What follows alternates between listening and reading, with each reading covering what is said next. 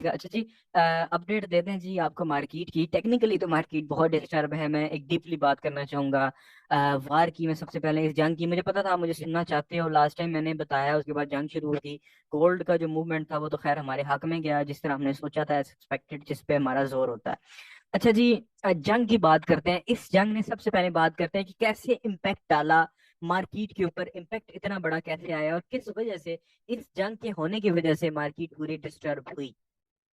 Hamas और Israel जो है वो अक्सर, जो आप कह लें कि सीज फायर इनका चलता रहता है, लाइक इसराइल बमबारी करता रहता है और हमास जो है जवाबी कार्रवाइयां भी करती रहती है, लेकिन इतनी ताकत के साथ नहीं करती जितनी इस ताकत के साथ कार्रवाई होती है। लाइक हमास में जो पिछली कार्रवाइयों और इन कार्रवाइयों में अगर फर्क देखा जाए तो लास्ट टाइम भी हमास ने लगातार मिसाइल 1000 2000 मिसाइल मारा था।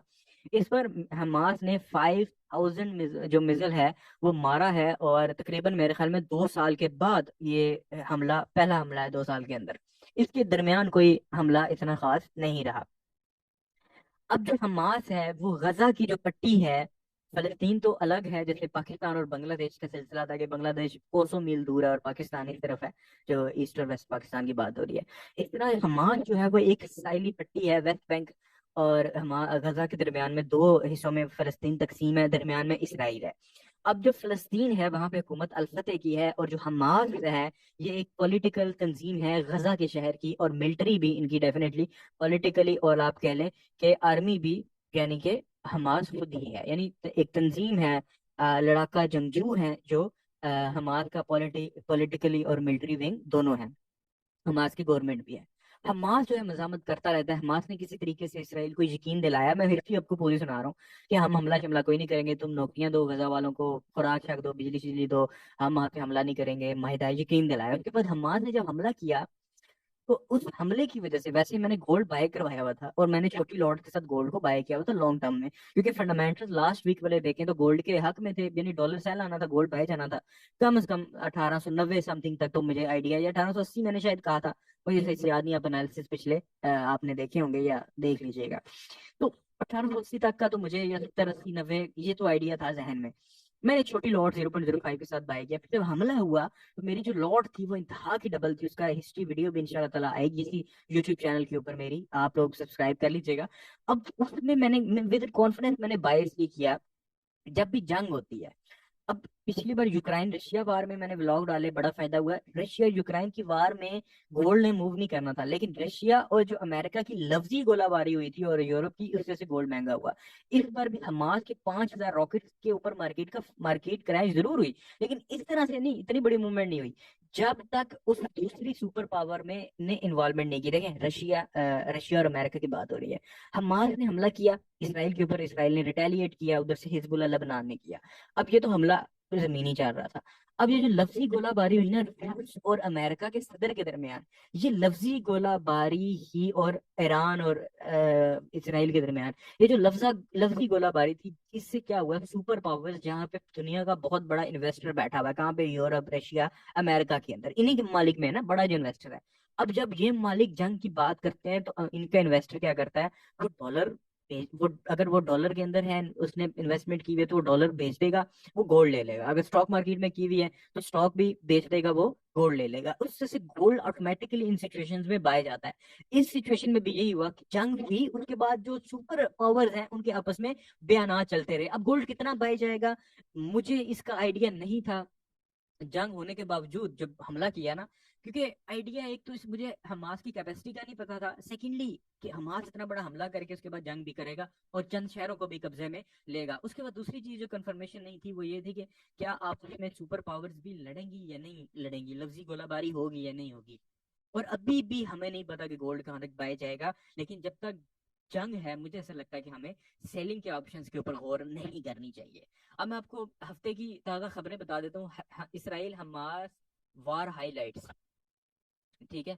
अच्छा, अब यहाँ पे पहली खबर है कि Israel Hamas war live 35,000 people shelter inside Gaza largest hospital, कि हॉस्पिटल के अंदर 35,000 सिविलियंस जो गजा के हैं वो पनाह लेके बैठे हैं, ताकि हम जो इसराइली के यहूदी सुहूनी हैं वो बमबारी ना करें। उसके बाद दूसरी खबर है कि two civilians killed in Israeli shelling of Lebanon, ठीक है। Two Lebanese civilians were killed in Israeli shelling of southern village of Shebaa on Saturday. So वो कह रहे हैं कि भाई जो, क्योंकि हिजबुल्लाह लेबनान ने भी हमला किया था, तो उसके बाद इसराइल ने लेबनान के ऊपर भी हमला किया, इनके बॉर्डर के ऊपर स्ट्राइक्स किए, उसके अंदर जो है लेबनान के कुछ सिविलियंस जो है वो शहीद हो गए। उसके बाद दी third flight of operation Ajay has departed for तेल अवीव टू दिल्ली, यानी इंडिया ने जो फ्लाइट ऑपरेशन जो है वो लॉन्च किया था। उसके बाद ये बड़ी खबर फिर, यानी एक बड़ी सुपर पावर ने फिर बयान दे दिया, China calls on US to play responsible role in Israel Gaza conflict. Foreign ministry China की, उन्होंने ये फलस्तीन की हिमायत का ऐलान किया हुआ, और उन्होंने 2 स्टेट मंसूबा जो है उसकी बात की है कि 2 स्टेट होना चाहिए, 2 स्टेट्स होनी चाहिए, फलस्तीन और इसराइल की 2 मुल्क होने चाहिए। तो वो तो हमेशा इस चीज की हिमायत करते हैं।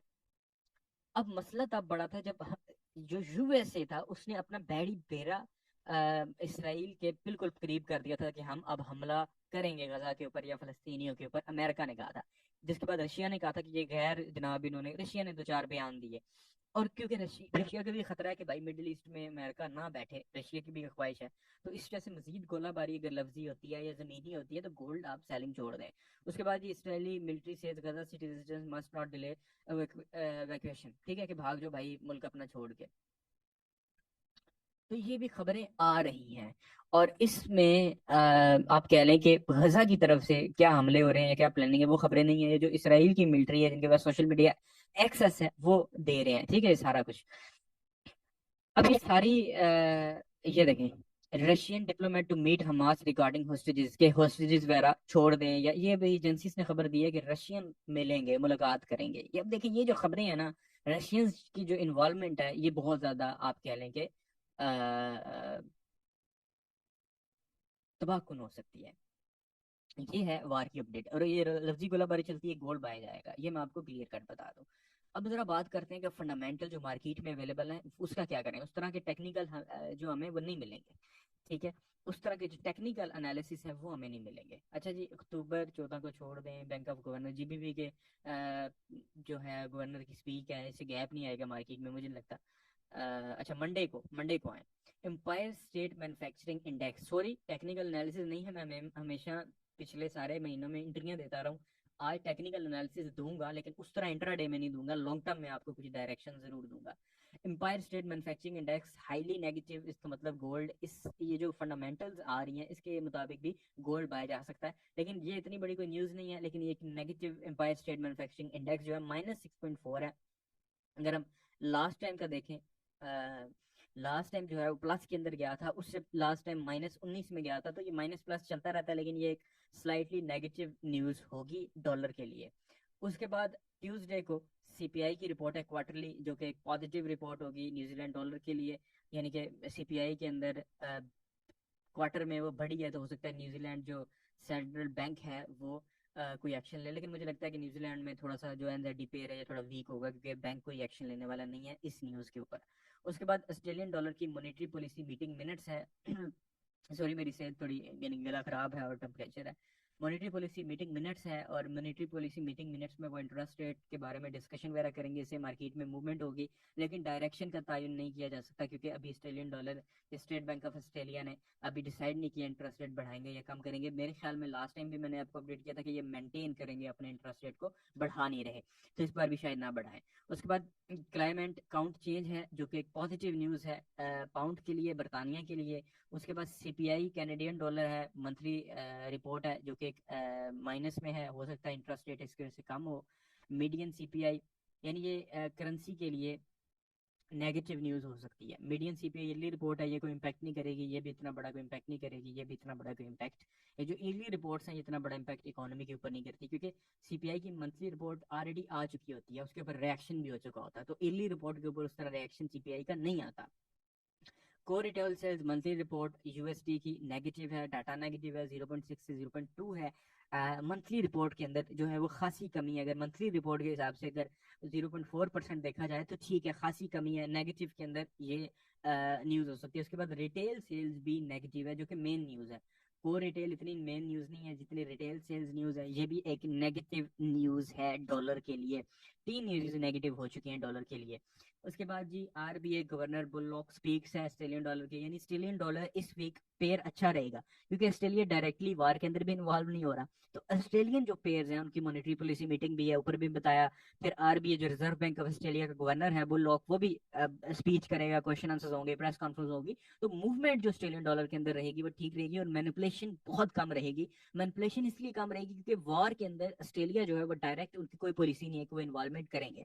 उसके बाद इंडस्ट्रियल प्रोडक्शन की चाइनीज युआन की रिपोर्ट है, चाइनीज युआन को छोड़ दें हम लोग, इसको नहीं ट्रेड करते, या हम लोग इसको, अच्छा बच्चों।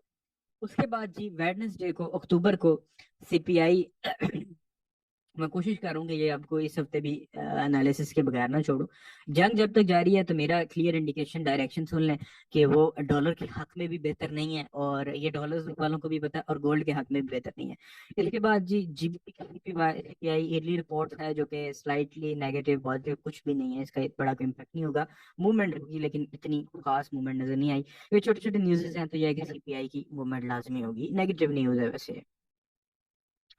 अच्छा जी, ऑस्ट्रेलियन डॉलर वही मैंने आपको पहले बता दिया, लगे ये न्यूज़ मैं अभी आपके सामने ही पढ़ रहा हूँ इसका तजज़िया, बाकी पिछले वीक इसका डीपली रीड किया था। एम्प्लॉयमेंट चेंज ऑस्ट्रेलियन डॉलर की अगेन न्यूज़ है। एम्प्लॉयमेंट चेंज के अंदर कमी है, which is a negative thing for Australian dollar. और अनएम्प्लॉयमेंट रेट सेम रहेगा, मे बी अगर एम्प्लॉयमेंट के अंदर कमी हुई तो अनएम्प्लॉयमेंट रेट बढ़ने के चांसेस है, जो कि एक नेगेटिव न्यूज़ है। उसके बाद अनएम्प्लॉयमेंट क्लेम्स की न्यूज़ है जी, डॉलर की, जो कि हमेशा मोस्टली नेगेटिव ही आ रही होती है, जो वो क्लेम देते हैं उससे आगे पीछे ही होती है, जो कि स्लाइटली नेगेटिव है, स्लाइटली। अगर ये रिपोर्ट जो उन्होंने दी है 209 से 210 के नंबर पड़ता है तो स्लाइटली नेगेटिव है। लेकिन इस न्यूज का इम्पैक्ट ज्यादा इसलिए होता है क्योंकि जो डाटा इन्होंने दिया होता है मोस्टली वो एक्यूरेट नहीं आ रहा होता, वो उसके अगेंस्ट आ जाता है या उससे थोड़ा ज्यादा आ जाता है, यानी जो इन्होंने फॉरेन फैक्ट्री ने दिया होता है उससे बाज का ये ज्यादा भी हो जाता है। और ये स्लाइटली भी मूव करे ना अनएम्प्लॉयमेंट क्लेम्स, तो बहुत ज्यादा इम्पैक्ट मार्केट में देखने को मिलता है। तो ये है तो डाटा स्लाइटली नेगेटिव डॉलर के लिए, ठीक है, क्योंकि अनएम्प्लॉयमेंट क्लेम्स है ना कि इतनी बेरोजगारी की जो शरह है, या बेरोजगारी जो है वो बढ़ी है नंबर्स के अंदर। उसके बाद फेड चेयर पावेल स्पीक है, ये एक नॉर्मल स्पीक है, लेकिन मार्केट की जो मूवमेंट है वो खासी रहेगी इससे। इसके अंदर वो इंटरेस्ट रेट को डिसाइड करते हैं या नहीं करते, या क्या बात करते हैं, क्योंकि जंग के हालात हैं, वो कोशिश करेंगे कि डॉलर को स्ट्रॉन्ग करें। पूरा वीक जो न्यूज़ आ रही हैं, जो रिपोर्ट्स आ रही हैं, जो रिपोर्ट्स हैं, वो अगेंस्ट ही हैं डॉलर के। टेक्निकली फंडामेंटली तो इस तरह भी गोल्ड वीक कर रहा है, लेकिन खाली फंडामेंटल्स के ऊपर ट्रेड नहीं किया जा सकता, हमें टेक्निकल सेटअप भी लाजमी कोई ना कोई चाहिए होगा। जुमे को रिटेल सेल्स की मंथली रिपोर्ट है जीबीपी की, which is a negative report. GBP तो बाय सेल दोनों में ही कहीं ना कहीं कंफ्यूज ही नजर आ रहा है। अगर डी1 की बात की जाए तो डिक्सी ने ये वाली रेजिस्टेंस तो तोड़ दी थी पिछली बार, लेकिन ये एरिया जो था, ये वाला एरिया, इधर से डिक्सी ने थोड़ी रिजेक्शन पकड़ी थी। पॉसिबल मूवमेंट डिक्सी की जो डी1 में तो कोई रुकावट नहीं है, लेकिन एच4 में एक सेटअप है, अगर ये फेल हो गया तो डिक्सी स्ट्रॉन्ग हो सकता है। लेकिन जो न्यूज़ हैं अगर वो इस तरह ही जिस तरह डाटा आती हैं तो ये वीक होगा, डेफिनेटली ये वीक हो सकता है, ये वीक होगा। H1 में तो खैर इसने पहले सेल जा रहा था H1 के अंदर बच्चों इस तरह। फिर वो सीपीआई का जो न्यूज़ आई वो डॉलर के हक में आ गई, तो डॉलर के ये जो स्पाइक है ये, अच्छा, इस डॉलर के स्पाइक के बावजूद गोल्ड पाया गया है, यानी डॉलर वीक नहीं हुआ। रिसेंट जो गोल्ड 1932 पे गया है उस पर डॉलर वीक नहीं हुआ, गोल्ड और डॉलर बाय दोनों जा रहे थे। उसका रीजन ये था कि इन्वेस्टर जो यूरोप साइड का था या दीगर जो इन्वेस्टर था, वो डॉलर को सेल नहीं कर रहा था, बल्कि स्टॉक मार्केट और दीगर करेंसीज को सेल कर रहा था, जिस तरह जिसकी वजह से पाउंड भी गिरा और यूरो भी गिरा, और गोल्ड को ले रहा था, डॉलर को नहीं छेड़ रहा था, क्योंकि वो उन्होंने बेड़ी बेड़ा भेजा, उसके बाद छोटे मोटे बयान दिए, उसके बाद चुप कर गए। अच्छा, अब ऐसा लग रहा है कि मार्केट जो है वो इस एरिया को रीटेस्ट करके गिरेगी। अब इस रीटेस्ट के ऊपर कोई ना कोई एविडेंस देगी तो हम तस्वुर करेंगे कि मार्केट सेलिंग के अंदर है, उसके अलावा हम तस्वुर नहीं करेंगे। और ये जो एरिया होगा डॉलर के लिए, अगर जंग खत्म हो जाती है तो ये एरिया सपोर्ट कर सकता है डॉलर को, ठीक है। ये वाली जो सपोर्ट है ये डॉलर को, ये वाला एरिया जो है ये सपोर्ट कर सकता है सेलिंग के अंदर, यानी सेल अगर आता भी है तो ये एरिया थोड़ा सा रुकावट का हामिल बनेगा, रुकावट का बायस बनेगा। गोल्ड की बात कर दी जाए तो बाकी पेयर्स को तो मैं अभी फिलहाल आपको कहूंगा अवॉइड करें, कोई टेक्निकल सेटअप्स नहीं है। गोल्ड की जो ग्लोबल टीएल है वो खतरे में नजर आ रही है। गोल्ड जो है वो लास्ट लोअर हाई पे आके खड़ा हो गया है। गोल्ड की जो ग्लोबल टीएल है जिसको हम लोग ट्रेड करते आए हैं, इसके ऊपर हमने हर बार आपको सेल का सिग्नल भी दिया, सेल के एनालिसिस भी दिए, वो गालिबन ये वाली जो ये वाला जो एरिया है जिसको मैं कुछ इस तरीके से इसके विक्स को, अगर मैं इस तरह रखूँ तो फिर वो कनेक्ट नहीं होती, तो ये जो एरिया है इसको तो ब्रेक कर दिया उसने, मैं इसको ब्रेकआउट मानूंगा एट एनी कॉस्ट। लेकिन अब मसला ये है कि जो खतरनाक एरिया था, ये जो फिक्स है ना ये वाली, ये एरिया स्टिल एक खतरनाक एरिया हो सकता है। जंग रुक जाती है तो ये एक रिवर्सल का बायस बन सकता है। ये एरिया 1942 से आपको मैं बता दूं, ये एरिया बनता है 45 से 42 से तकरीबन 51 के दरमियान का ये एरिया बनता है। अगर ये एरिया गोल्ड ब्रेक करता है, फिर हम लोगों को गोल्ड के अंदर इस एरिया तक बाइंग नजर आ सकती है। ये जो एरिया है ये वाला, ये जो सारा एरिया है, यानी ये एरिया बन रहा है 1980 77 का, 70 80। अभी गोल्ड 1935 पे है, यानी 51 का ब्रेकआउट करता है तो 80 है, 80 का ब्रेकआउट करता है तो 2010 है। तो स्टेप्स के अंदर हम ये बता सकते हैं। तो ये एरिया स्ट्रॉन्ग है, बट जब तक जंग जारी है तो ये कोई स्ट्रॉन्ग एरिया नहीं तस्वर किया जाएगा। जंग बंदी है, हो जाती है, तो इन्वेस्टर इस एरिया से सेलिंग के अंदर बैठ सकता है। क्योंकि जंग में क्या है, अब नेक्स्ट डायरेक्शन आप लोगों ने कोशिश करना है कि जो बयानात है उन पर खबर रखनी है। अगर बयान आता है कि जंग बंदी हो गई है और मार्केट सेल में आ जाती है तो आप सेल ट्रेंड के अंदर घुस जाना। अगर बयानात मजीद कशीदा हो रहे हैं, आपको बयान आता है गोल्ड बाय जाता है और नजर आ रहा है, तो आप बाई के अंदर बैठ सकते हो, दैट्स फाइन। बट मुझे लगता है कि ये एरिया था, और मैंने जैसे लास्ट के अंदर बात की कि ये वाली सपोर्ट इतनी जल्दी टूटने वाली नहीं है। टेक्निकली तो ऐसा था कि गोल्ड यहाँ पे लोअर हाई बनाएगा और इस एरिया से ही वापस आ जाएगा। ये जो 1880 90 वाला एरिया है, इससे गोल्ड जो है, या कम से कम अगर लोअर हाई बनाता भी है तो ये लोअर हाई बनता था 1912 समथिंग के ऊपर। ठीक है।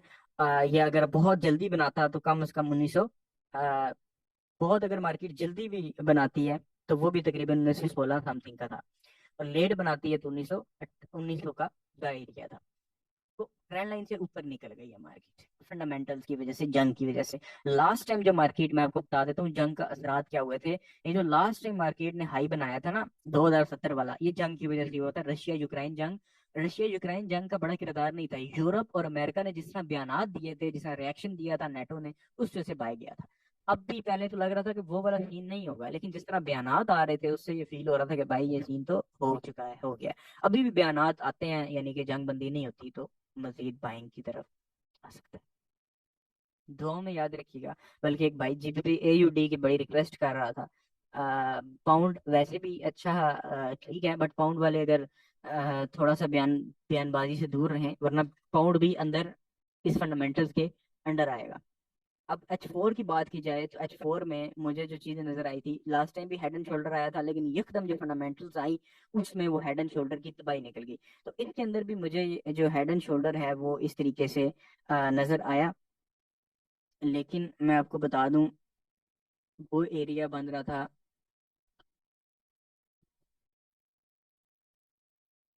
आप कह लें इस तरीके से।